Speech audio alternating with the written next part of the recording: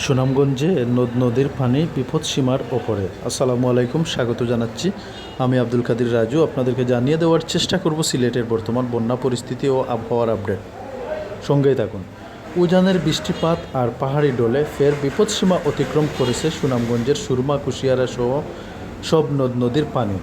তীরবর্তী নিম্নাঞ্চল হাওর এলাকার পানির চাপ বৃদ্ধি পাওয়ায় তৃতীয় দফায় বন্যার কবলে জেলার সদর বিশম্বরপুর, ছাতক, দুয়ারাবাজার, শান্তিগঞ্জ, জগন্নাথপুর সহ ৬টি উপজেলার দুর্গত এলাকার মানুষজন। সড়কে পানি উঠায় তাহিরপুর বিশম্বরপুর সড়কে জেলা শহরের সঙ্গে সংযোগ বন্ধ রয়েছে সরাসরি যোগাযোগ ব্যবস্থা। পানি উন্নয়ন বোর্ড জানিয়েছে, টানা বৃষ্টিপাতে নদ নদীর সমতল বৃদ্ধি পেয়ে নতুন করে সুরমা নদীর একাধিক পয়েন্টে বিপদসীমা অতিক্রম করছে। শুক্রবার ১২ জুলাই সকাল ৯টা পর্যন্ত সুরমা নদীর ছাতক পয়েন্টে বিপদসীমার ৬৪ সেন্টিমিটার ও শহরের নবীনগর পয়েন্টে ৩০ সেন্টিমিটার ওপর দিয়ে পানি প্রবাহিত হচ্ছে। গত ২৪ ঘন্টায় বৃষ্টিপাত রেকর্ড করা হয়েছে ১৫৫ মিলিমিটার।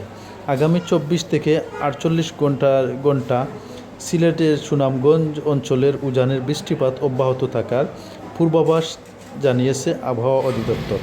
পানি উন্নয়ন বোর্ডের নির্বাহী প্রকৌশলী মামুন হাওলাদার বলেন, আগামী ২৪ ঘন্টায় পানি আরও বৃদ্ধি পেতে পারে, তবে বড় ধরনের বন্যার কোনো আশঙ্কা নেই। এদিকে নতুন করে পানি বৃদ্ধি পাওয়ায় বন্যা আতঙ্কে রয়েছেন ক্ষতিগ্রস্ত এলাকার মানুষজন। দীর্ঘদিন পানিবন্দী থাকায় কর্মহীন মানবেতর জীবনযাপন করছেন অনেকে।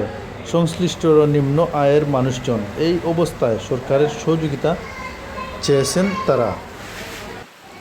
এদিকে সন্ধ্যার মধ্যে যে ২০ জেলায় ঝড়ের আশঙ্কা রয়েছে, কয়েকদিন বিরতি দিয়ে আবারও দেশে বৃষ্টির প্রবণতা বেড়েছে। এ অবস্থায় ২০ জেলার ওপর দিয়ে ঝড়ের আশঙ্কা রয়েছে, সেই সঙ্গে বজ্রসহ বৃষ্টি হতে পারে।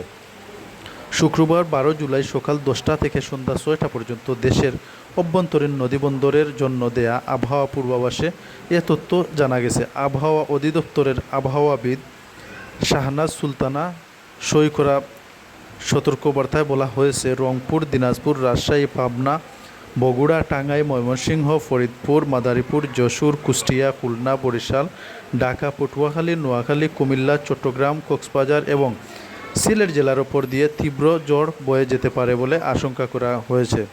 দক্ষিণ বা দক্ষিণ পশ্চিম দিক থেকে ঘন্টায় ৪৫ থেকে ৬০ কিলোমিটার বেগে অস্থায়ীভাবে এই ঝড় হতে পারে। একই সঙ্গে বৃষ্টি বা বজ্রসহ বৃষ্টির আশঙ্কা রয়েছে বলে সতর্কবার্তায় উল্লেখ করা হয়েছে। এমন অবস্থায় ২০ জেলার নদীবন্দরগুলোকে ১ নম্বর সতর্ক সংকেত দেখাতে বলেছে আবহাওয়া অফিস। এদিকে আবহাওয়া অফিসের ওপর এক বিজ্ঞপ্তিতে অনুযায়ী সন্ধ্যা পর্যন্ত দেশের সব বিভাগের অধিকাংশ জায়গায় অস্থায়ীভাবে দমকা হাওয়া, হালকা থেকে মাঝারি ধরনের বৃষ্টি অথবা বজ্রসহ বৃষ্টি হতে পারে বলে, সেই সঙ্গে দেশের কোথাও কোথাও ভারী থেকে অতি ভারী বর্ষণ হতে পারে।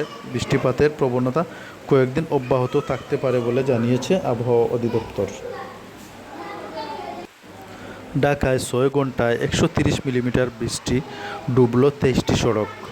ভোর রাত থেকে ঝুম বৃষ্টিতে রাজধানীর বিভিন্ন এলাকার রাস্তা তলিয়ে গেছে, কোথাও কোথাও পানি জমেছে কোমর সমান। শুক্রবার ছুটির দিনে জীবিকা ও জরুরি প্রয়োজনে যারা বের হতে বাধ্য হয়েছেন তারা পড়েছেন চরম দুর্ভোগে।